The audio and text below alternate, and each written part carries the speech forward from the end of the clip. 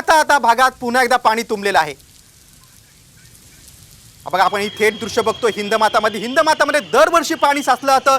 महानगरपालिका अनेक उपाययोजना करते तरी देखील तिथला जो प्रश्न आहे तो काही मिटत नाही। परिस्थिती जैसे थे आहे। हिंदमाता जंक्शन तात्पुरतं बंद झालेलं आहे। हिंदमाता भागात पुन्हा पाणी तुंबलेलं आहे कारण या परिसरात पुन्हा एकदा पावसाला सुरुवात झालेली आहे। आपण थेट जाऊया, आमचे प्रतिनिधी सूरज मसूरकर आपल्या सोबत आहेत। सूरज पाण्याचा निचरा होण्यासाठी काय प्रयत्न सुरू आहेत का? दरवर्षी हिंदमाताची ही समस्या आहे, यंदाही तेच चित्र दिसतंय।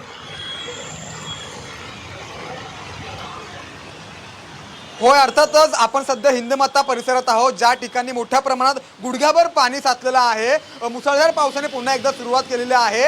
विश्रांती घेतली होती पावसाने दुपारी, पण त्यानंतर पुन्हा एकदा जो मुसळधार पाऊस आहे तो सुरू झालेला आहे आणि त्याचमुळे कुठेतरी हा जो परिसर आहे हिंदमाता परिसर, त्या ठिकाणी मोठ्या प्रमाणात जो पाणी आहे ते साचायला सुरुवात झालेली आहे। त्यामुळे महापालिका जे कर्मचारी आहेत ते या ठिकाणी आलेले आहेत आणि त्यांनी जे पाणी उपसा यंत्र आहे ते सुरू केलेलं आहे। पण तरी देखील हे जे पाणी आहे ते आहे पूर्णपणे रस्त्यांना जे आहे नदीला नाल्यांचं स्वरूप आलेलं आपल्याला या ठिकाणी पाहायला मिळत आहे। प्रशासन पूर्णपणे अलर्ट मोडवरती आहे। मात्र हे पाणी जे आहे आता निचरा अजूनपर्यंत झालेलं नाहीये, त्याचमुळे कुठेतरी हिंदमाता जे जंक्शन आहे ते बंद केलेलं आहे आणि ही जी परिस्थिती मी तुला दाखवतो त्या ठिकाणी मोठ्या प्रमाणात पाणी हिंदमाता परिसरात साचलेलं आहे। नागरिकांना पाण्यातून वाट काढत जावं लागत आहे। काहींच्या गाड्या बंद पडलेल्या आहेत, काहींच्या गाड्यांना धक्का देत त्यांना ती गाडी बाहेर काढावी लागत आहे आणि हे जे स्वरूप आलेलं आहे रस्त्यांना ते पूर्णपणे नद्या नाल्यांचं स्वरूप आलेलं आहे।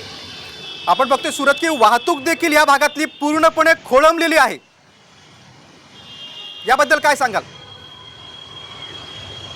हो, नक्कीच पाणी भरल्यामुळे पूर्णपणे वाहतूक जी आहे ती थांबवलेली आहे। जे जंक्शन आहे हिंदमाता जंक्शन त्या परिसरात कुठल्याही वाहनांना परवानगी नाही आहे आणि त्याचमुळे कुठेतरी एकदम लांब त्या वाहनांना थांबायला सांगितलेलं आहे। या परिसरात कुठल्याही वाहनांना परवानगी नाही आहे कारण हे पाणी जे साचलेलं आहे त्यामुळे मोठ्या प्रमाणात वाहतूक कोंडी देखील झालेली आहे आणि तसेच वाहनांना इथे परवानगी नाही आहे, त्यामुळे वाहनं जी आहेत ती हिंदमाता परिसरातील फ्लायओव्हरवरून जात आहेत आणि इकडे वाहनांना येण्यासाठी परवानगी नाही आहे। त्यामुळे कुठेतरी हिंदमाताच्या अलीकडे मोठ्या प्रमाणात जो ट्रॅफिक आहे तो जाम झालेला आहे।